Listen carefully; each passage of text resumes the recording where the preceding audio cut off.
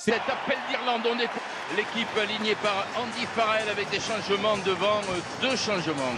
Oui, essentiellement la rentrée de Ian Anderson qui remplace James Ryan qui avait subi une commotion contre l'Angleterre et puis une permutation Doris, troisième ligne centre, passe troisième ligne et c'est Conan qui prend ce poste-là. Et derrière, eh bien, un remplacement, un retour important, Mac Hansen, le 3 carrel, qui vient remplacer à Conway.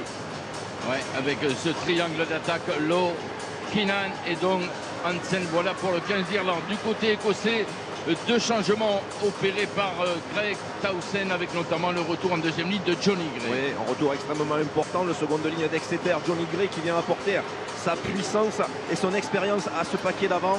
Et du côté des trois quarts, là aussi un remplacement, il est important, c'est King Horn qui prend le poste de demi d'ouverture à la place de Finn Russell. Et là aussi on attend beaucoup du trio des arrières, Graham, Hogg et Stein.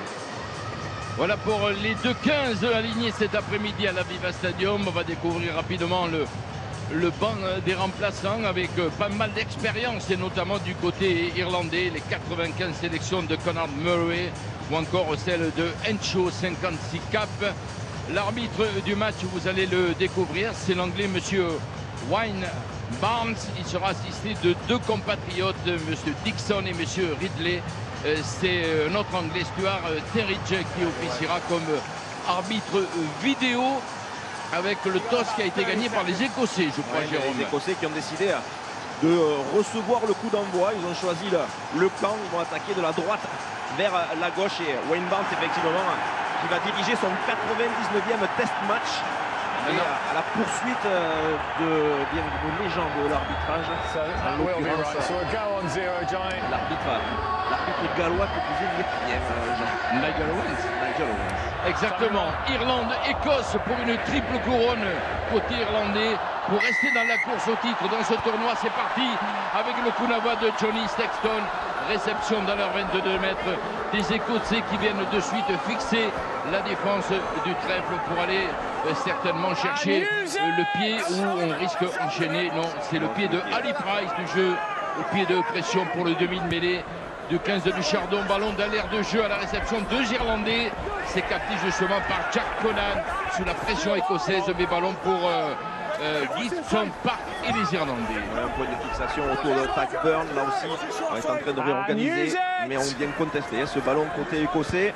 C'est Gibson Park qui dégage son tour sur un jeu au pied long, rentré dans les 22 mètres par Fagerson. Il va falloir sortir proprement, aller chercher les extérieurs pour Graham. Attention, la relance, l'accélération de Graham.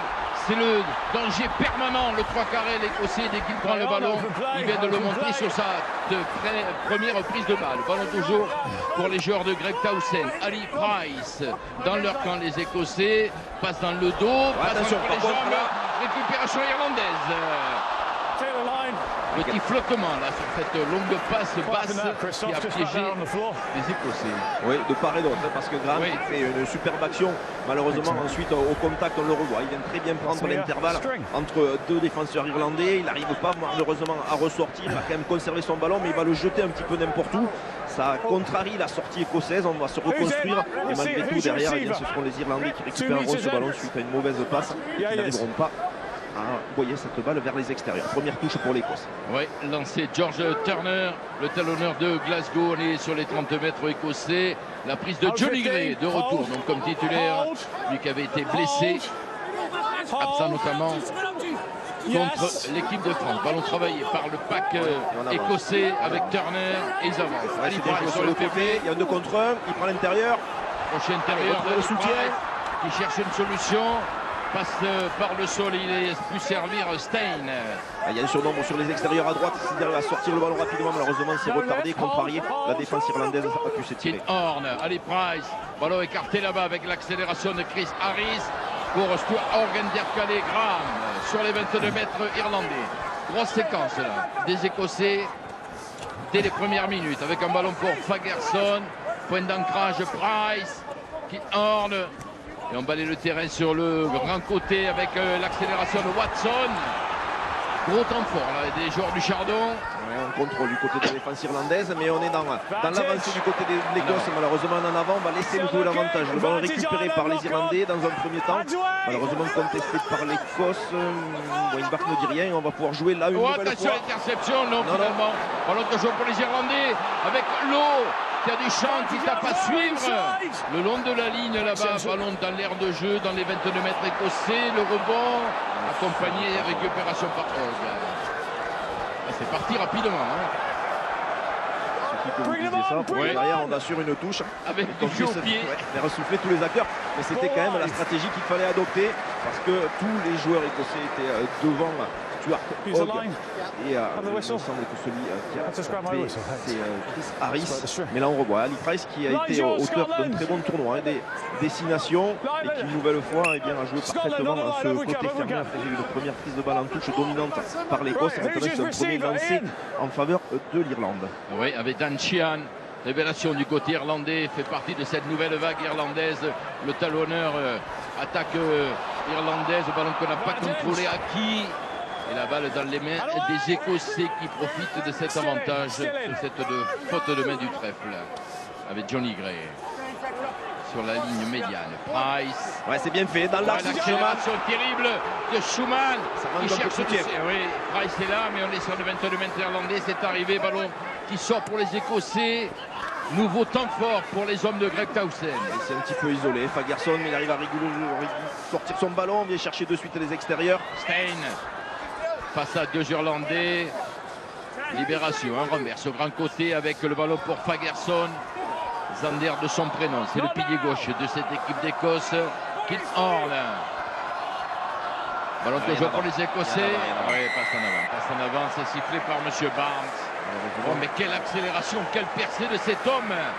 Pierre Schumann, le pilier d'Édimbourg sur le regard de son sélectionneur. On va le revoir ici, sa prise de balle et son accélération. Oui, c'est surtout très bien joué. Il lève la tête, il voit qu'il n'y a personne qui vient garder le cœur de la phase plaqueur-plaqué. Et malheureusement, eh bien, on n'a pas pu s'adapter autour de son initiative.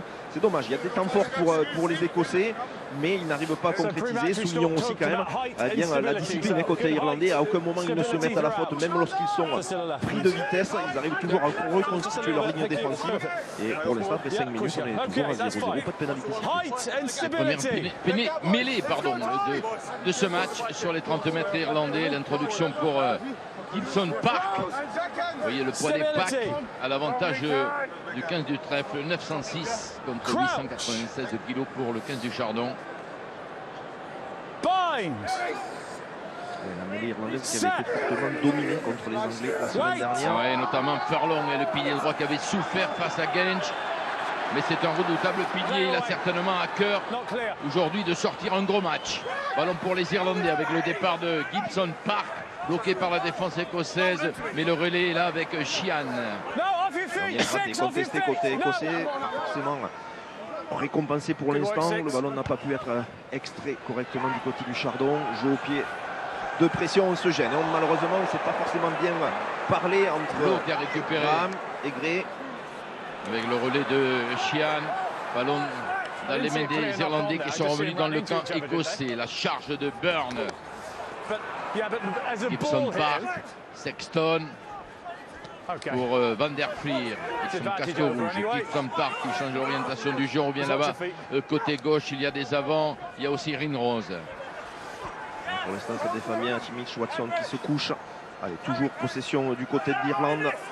On avance dans le sens. Kylan Doris. Ça file en touche là sur cette bonne défense des Écossais. Avec ici un groupe Johnny Gray donc, qui a fait défaut, cette équipe écossaise face à la France. Et on voit Johnny Gray qui voulait, pris le genou de son partenaire. Il voulait surtout protéger justement son partenaire qui allait monter au ballon. Malheureusement, mauvais timing, mauvaise coordination. Alors que Johnny Gray avait le dos au ballon, il ne pouvait pas voir la trajectoire de celui-ci. Et Graham qui n'a pas eu le temps de communiquer et qui est venu le percuter.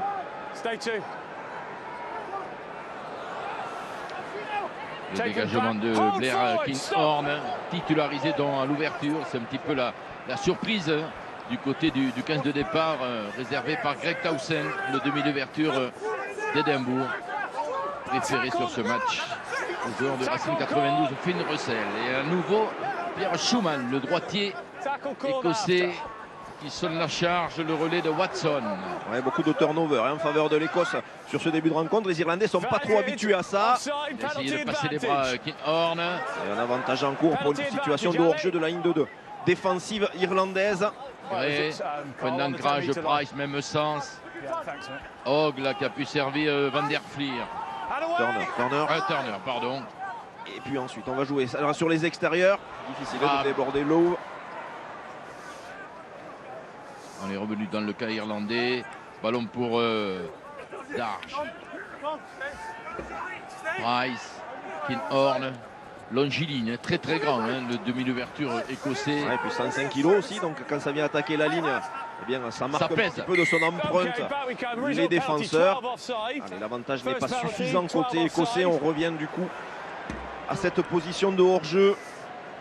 Hors-jeu du 3/4 centre Bundy à qui.